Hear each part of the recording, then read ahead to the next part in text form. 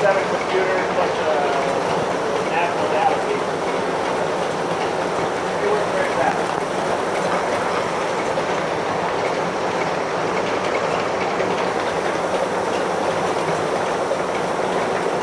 The old days, working on my hand, string of letters, 1 page an hour. They're about 400, 500, 3,000 pieces per hour. It's interesting. Something got jammed. That's it. So you get a jam, we'll put the stacker right there.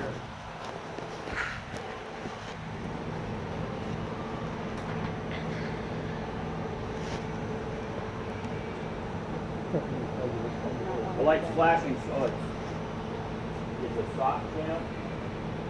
Where if you had a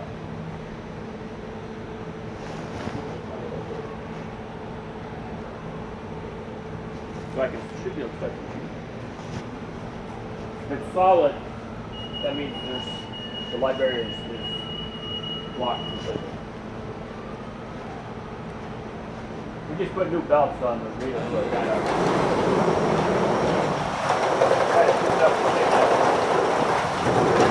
but it weighs today here about 2,000 pieces an hour, and it was 30,000.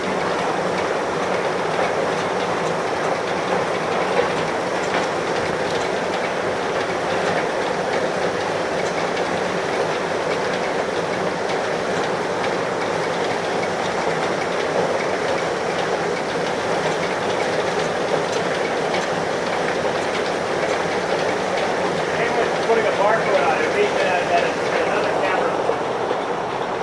And the printers are one there and one on the back, and one up there. Service in that amount of time that if it needs a barcode, you can bring a barcode on. And it makes a loop kind of down and back to make sure the ink dries before it goes through. It's got like a drying. There was 1,300 pieces.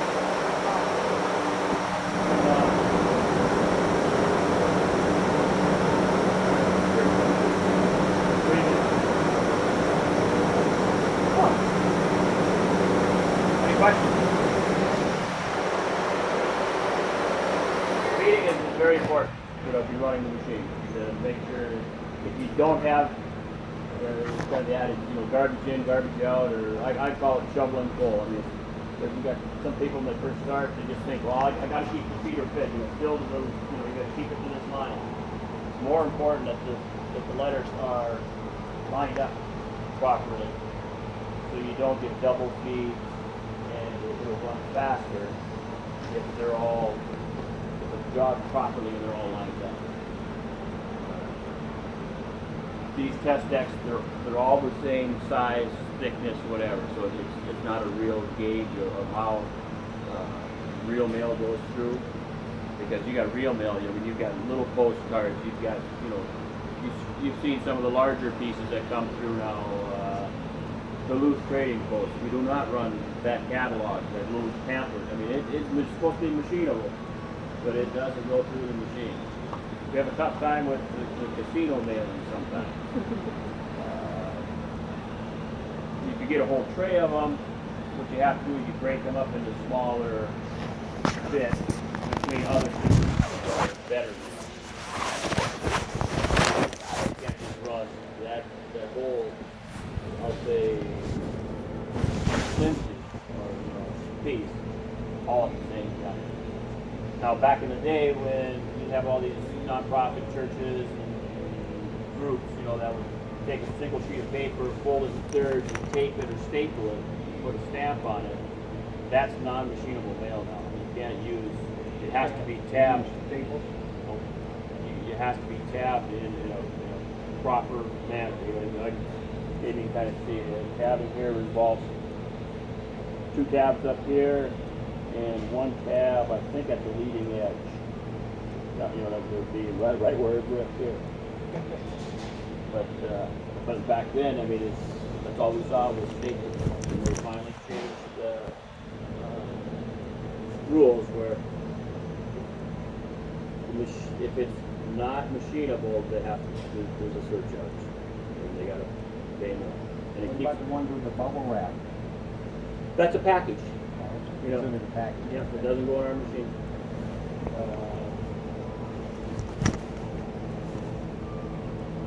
Works pretty easy. I mean, it saves a lot of hours. We used to have probably, okay, so there'd be twice that many cases for outgoing. Now we have one case for outgoing and 2 people running the machine. That's it. Good job, Jim. Well, it's been a while since it is. I've got a lot of practice. But yeah, and if there is training material, if you're going to be running the machine, you know, they've got videos and that to show you. Hopefully they put you on the machine the first night that you're here. Because Dusty and Ann will be here, but I do have a video that I'll show them tomorrow. And Kevin's not throwing on today, so just, you know, feeding the machine where you're taking the mail from here on to here. I mean, there's technique involved. And I know I never really worked the machine as far as a mill processor.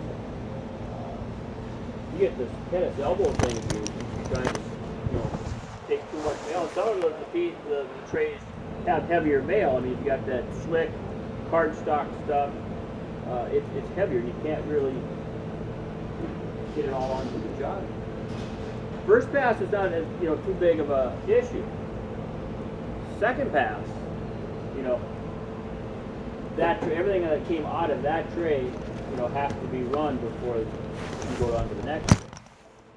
Doesn't really matter if it came from this half or that half, as long as it's all come out of the same pocket.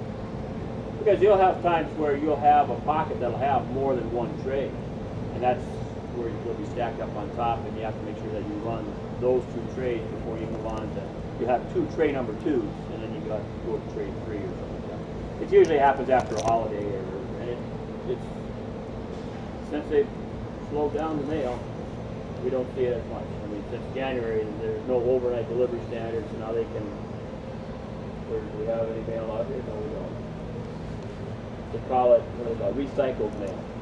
Mail that missed the cutoff time, where in the past we used to try to get it run just so we could get the mail delivered. I call it park. They park it, and then, you know, it missed its time, and it's going to be run tomorrow. So stuff that's mailed, you know, from East Grand Forks to East Grand Forks, they're going to get there overnight. It's going to be 2 days. That's what I call it, and that's what they decided to do. To lay them. And really, they can't even meet that standard. I mean, there's times where it's supposed to be 2 days, and it ends up 3 and 4 days. You're mailing it from War Road to War Road. We process that mail here. Rugby, Grafton, Langdon. I think that's about the farthest we go. Bottineau we go out to. If it's mailed from Bottineau to Bottineau, by the time it comes in here, the Bottineau mail that they're going to get that next morning has already been run before that mail even comes into the door. We used to wait for it and then run it later. Made it a little bit more hectic. They're a little bit more flexible on how they, you know, staff and run the machines, so it's not quite as critical. If you're out on the route or whatever, RCR, big picture there is when you're collecting mail, separate out the stuff that maybe should be done. I don't know, you put it in a different spot or no, you just throw it in and collect. With the customer. There you go. Yeah. Before it even comes, being automated, a lot of times there isn't somebody that actually handles that single piece of mail. It goes through the canceling machine, and if the canceling machine, if it makes it through there, then it comes over here.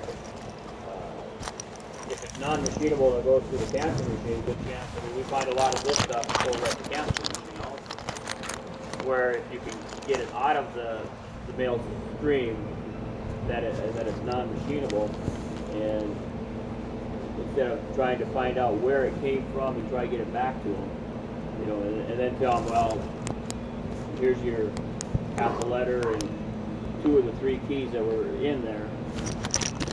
They just Bob, you know, plus you owe us another 7 cents if you want to mail it. Postage too, yeah.